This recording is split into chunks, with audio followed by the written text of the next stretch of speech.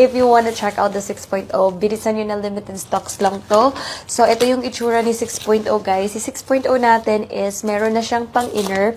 This design is perfect for those na nag-gym or kahit hindi nag-gym but nagzuzumba and gusto ng extra sweat sa tummy area. Kasi ang ginawa ko is, nilagyan ko na ng pang-inner. So, in fact, hindi mo na kailangan ng magsapaw pa ng sando. Kagaya ko right now, this is the 5.0. Tapos may sando ako sa ilalim. Kasi nga, di ba si 5.0, hindi siya pwedeng i-diretso sa skin. Pagdating kay 6.0, may pang-inner ka na.